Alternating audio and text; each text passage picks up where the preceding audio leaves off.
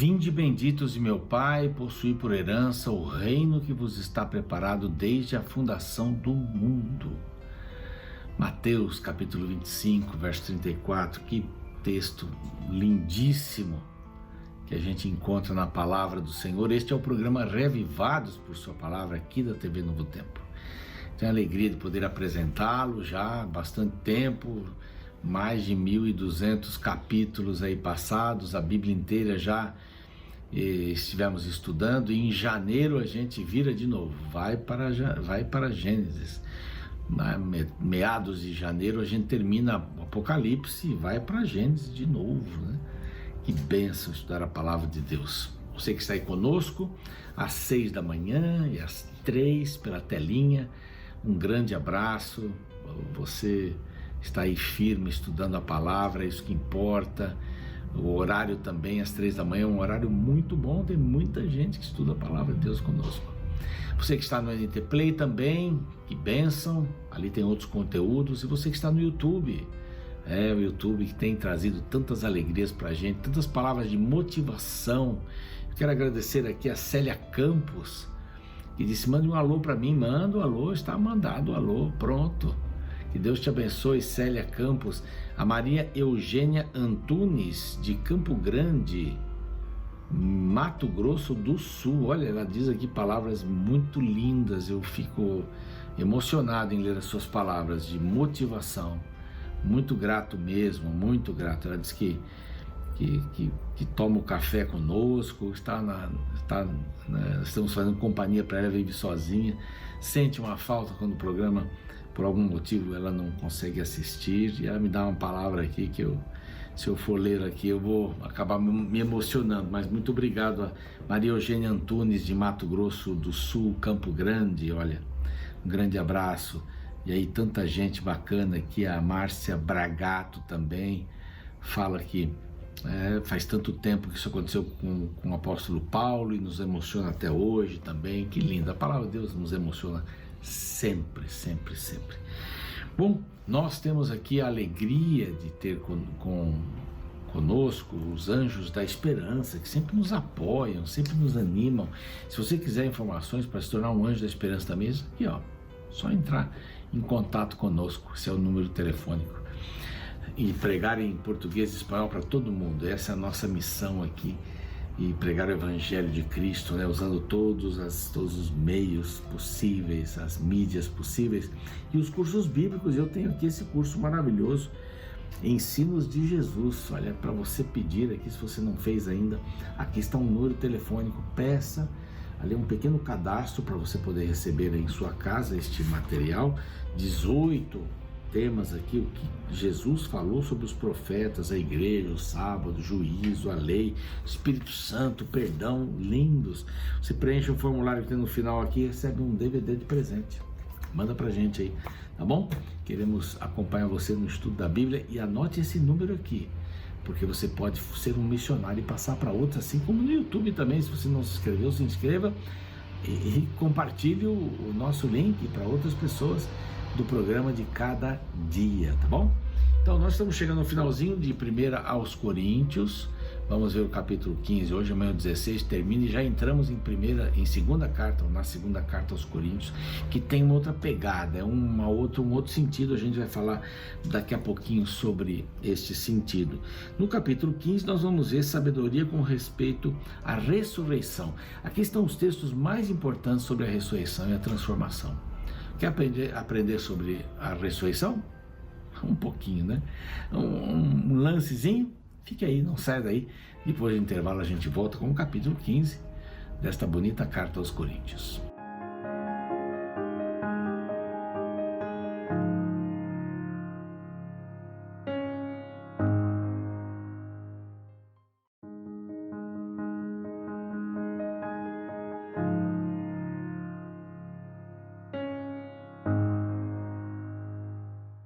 Muito bem, já estamos de volta com o programa Reavivados por sua palavra aqui da TV Novo Tempo, estudando hoje o capítulo 15 da primeira carta aos Coríntios, né? Já dei uma introdução, aqueles que gostam de cortar o programa aqui para frente vão perder essa introduçãozinha que eu dei aí no bloco passado, mas não tem problema, vamos seguir em frente. Vamos falar sobre ressurreição, capítulo 15, é o capítulo maravilhoso que fala sobre a ressurreição. Ressurreição de Cristo, penhor da nossa ressurreição. Por causa da ressurreição de Cristo, temos a nossa ressurreição. E Paulo apresenta aqui alguns aspectos. Os mortos são ressuscitados, os mortos serão ressuscitados, né? Ou são ressuscitados. Depois ele fala aqui quando se dá a ressurreição dos mortos, e depois por que os mortos são ressuscitados, e por fim, como eles são ressuscitados. Então, aqui a gente tem que correr um pouquinho, são 58 versículos bem lindos, mas dá para a gente ter uma boa ideia e ir aqui dando o suprassumo. Primeira prova, os mortos são ressuscitados. Vão ser ressuscitados os mortos, serão ressuscitados. Qual é a primeira prova? Então, ele já começa dizendo assim, a primeira prova é a salvação dos coríntios, né? Irmãos, venho lembrar-vos o evangelho que vos anunciei, o qual recebestes, no qual ainda perseverais, ok? Estão andando no evangelho. Por ele também sois salvos, coríntios, se retiverdes a palavra tal como vou-la preguei, a menos que tenhais crido em vão. Antes de tudo vos entreguei o que também recebi, que Cristo morreu pelos nossos pecados, segundo a Escritura, e, que é um outro aspecto, foi sepultado, ressuscitou ao terceiro dia, segundo as Escrituras. Primeiro, a questão da salvação dos coríntios. Então houve a ressurreição, a primeira prova, para salvar os coríntios, que ele dá aqui. Segunda prova, as Escrituras, Cristo morreu pelos nossos pecados, está lá registrado. Cristo foi sepultado, ressuscitou ao terceiro dia, está lá registrado. Então a palavra registra: os mortos serão ressuscitados, se Cristo foi ressuscitado. E o verso 5, e apareceu a Cefas, e aí bota uma porção de gente, apareceu a Cefas, apareceu os 12, foi visto por mais de 500 irmãos de uma só vez. A maioria sobreviveu até agora, quer dizer, até o dia em que Paulo escreveu. Depois foi visto por Tiago, foi visto por todos os apóstolos, todos, e afinal, depois de todos, foi visto também por mim, como por um nascido fora de tempo. Eu cheguei atrasado, mas eu estou firme, não é? Porque eu sou o menor dos apóstolos, que mesmo não sou digno de ser chamado apóstolo, pois persegui a igreja de Deus. Mas pela graça de Deus, sou o que sou. Cristo me redimiu, sou o que sou. Cristo me redimiu, me deu uma nova vida, me deu esperança, me deu amor, me deu conforto. Então, porque seja eu ou sejam eles, assim pregamos e assim vocês creram. Ora, aí vem um ora, e se é, e se, por quê, e se, e ainda mais, se a nossa esperança, se. Então eu vou colocar um monte de si aqui, por quê? E se é corrente pregar que Cristo ressuscitou dentre os mortos, como pois afirmam alguns dentre vós, vocês aí em Corinto estão fazendo uma coisa errada, estão anunciando que ele não ressuscitou. Então, se não há ressurreição dos mortos, então Cristo não ressuscitou. E se Cristo não ressuscitou, é vã vossa fé, vossa pregação. E se somos tidos por falsas testemunhas de Deus, por que temos asseveradamente contra Deus que ele ressuscitou a Cristo, ou ao qual ele não ressuscitou, se é certo que os mortos não ressuscitam? Por quê? Então, olha lá, e por quê? Se os mortos não ressuscitam, também Cristo não ressuscitou. Se Cristo não ressuscitou, é vã nossa fé. E ainda os que dormiram no Senhor perecem, e vão perecer, e vão ficar ali. Não é? Se a nossa esperança em Cristo se limita apenas a esta vida, somos mais infelizes do que todos os homens. Não se limita só a essa vida, meu querido, minha querida. Que, na realidade, o que Deus quer para você, é a eternidade. Aqui é uma passagem. Aqui nós só estamos de passagem, não estamos aqui para ficar, tanto é que a gente morre. Vai ser ressuscitado, e Paulo está querendo dizer isso. Vocês estão ensinando, olha aqui, vocês estão ensinando que a ressurreição, Cristo ressuscitou dentre os mortos, como pois afirmam que alguns dentre vós, que não há ressurreição dos mortos. Cristo ressuscitou também, mas não tem ressurreição dos mortos, vocês estão falando bobagem. Se Cristo ressuscitou, quando ele ressuscitou, diz lá o Evangelho, vários ressuscitaram e andaram pelas ruas. Existe ressurreição. E ela vai acontecer. Ainda não aconteceu, a não ser para esses poucos que eram troféus de Cristo quando ele subiu para os céus. Mas vai haver ressurreição. Vai haver, e ele vai falar aqui quando. Então, quando se dá a ressurreição? Aí ele vai fazer essa comparação entre Adão e Cristo. Por Adão entrou a morte. Verso 22. Assim como em Adão todos morreram, assim também todos serão vivificados em Cristo. Cada um, porém, por sua própria ordem. Cristo as primícias, depois os que são de Cristo na sua vinda. Então Cristo ressuscitou as primícias, que são aqueles que ressuscitaram quando Jesus ressuscitou, e depois, por ordem, está falando aqui, e depois aqueles que estão esperando a sua vinda, ou que morreram esperando a sua vinda. Os vivos, esperando a vida, vão ser transformados. Os mortos, que estavam esperando a vinda, serão ressuscitados e subirão juntamente com os vivos. E aí vai, o último inimigo a ser destruído é a morte. Então, depois da morte, acabou. A ressurreição vai ser uma coisa extraordinária. A primeira ressurreição. A segunda também para a morte. A primeira para a vida. Porque os mortos são ressuscitados. E aqui esse texto aqui é meio complicado, porque é uma denominação especial, mas há mais de uma. Mas uma especial diz que nós devemos ficar nos batizando pelos mortos por causa desse texto aqui. De outra maneira, que farão os que se batizam por causa dos mortos? Se absolutamente os mortos não ressuscitam, porque se batizam por causa deles. Então, alguns entendem assim isso daqui. Bom, então quer dizer que esses que estão se batizando pelos mortos estão fazendo à toa. Se os mortos não ressuscitam, eles pegam esse verso para dizer assim: tem que se batizar pelos mortos. Então fazem as genealogias enormes, vão indo e vão se batizando por todos. Primeiro, a Bíblia nunca ensinou isso. E aqui está dizendo assim: de outra maneira, que farão os que se batizam para ocupar o lugar dos mortos? Porque todos vão morrer. Nós não nos batizamos para que aquela pessoa receba a salvação. Está completamente a Bíblia. Se uma pessoa morreu negando a Cristo, agora eu me batizo por ela para ser salva? Você vê lógica nisso? Porque esse texto aqui, que também não é tão cabalmente compreendido, mas é que acabou a morte. Com a morte acabou. Por que é que eu vou me batizar agora por alguém que acabou? Eu vou tomar o lugar do morto? Não vou tomar o lugar do morto. Quando ele for ressuscitado ou para a perdição ou para a salvação, a gente vai saber como é que foi. Então, ele fala de sofrimento aqui agora. Ele fala sobre evangelismo, sofrimento, nessa parte assim, por que os mortos são ressuscitados? Não é? Aí diz assim: e por que também nós nos expomos a tantos perigos toda hora? O dia após dia, a gente vai morrendo. Eu protesto, irmãos, pela glória que tenho em vós, outros em Cristo Jesus. Se como homem lutei em Éfeso com feras, verso 32, que me aproveita isso? Se os mortos não ressuscitam, comamos e bebamos, porque amanhã morreremos.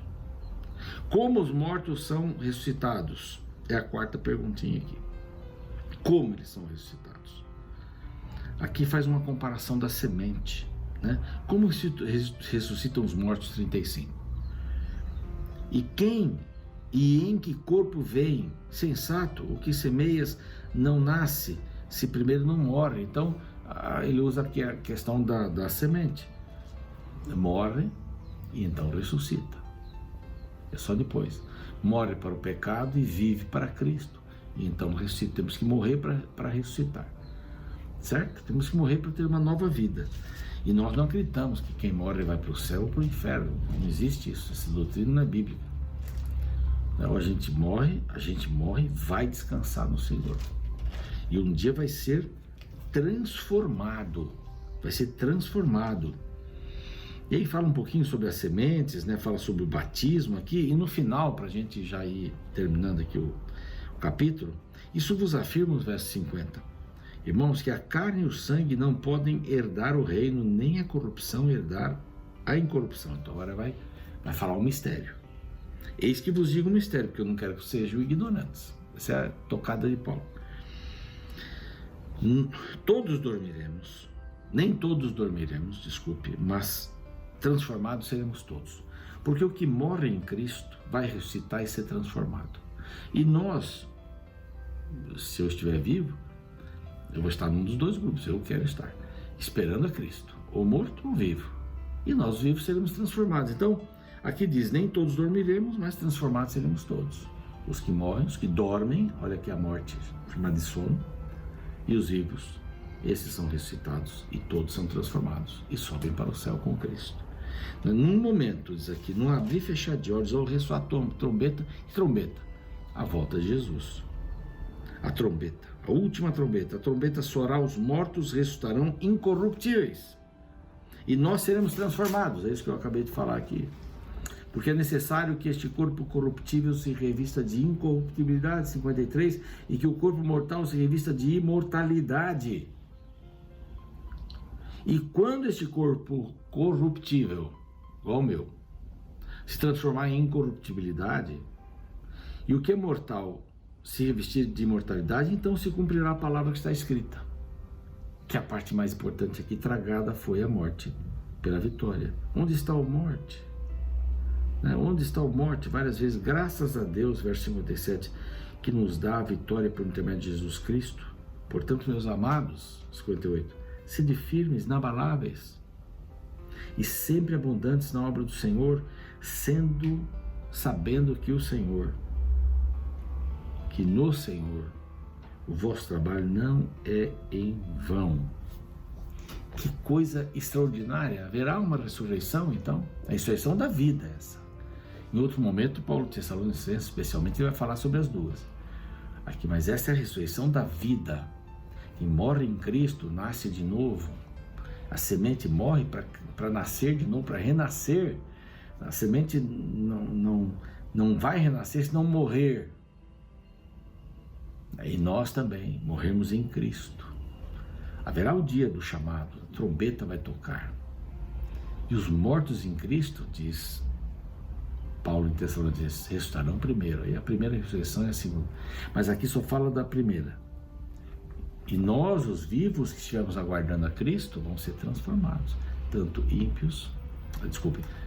mortos como vivos seremos transformados. E vamos ficar no céu. Apocalipse diz que são 1000 anos. Depois voltamos a essa terra. Os mortos, não em Cristo, ressuscitarão. Segunda ressurreição. Aí fala mais para frente isso. Mas o que precisamos aprender aqui é que há uma ressurreição para todos aqueles que estão em Cristo Jesus. E Paulo estava terminando aqui sua conversa nessa carta, dizendo assim, é muita briga, muita confusão, vamos colocar ordem em tudo, a ordem é essa, fiquem firmes porque vai haver uma ressurreição. E nós temos que morrer em Cristo para ressuscitarmos nele. Isso é muito lindo, muito lindo. Ó morte, onde está o teu aguilhão? Tragada foi a morte pela vitória, a vitória de Cristo Jesus, a vitória eterna que Ele nos dá. Que você seja muito abençoado, que esteja presente, ou descansando no Senhor, mas em Cristo, né? E vivo esperando o Senhor.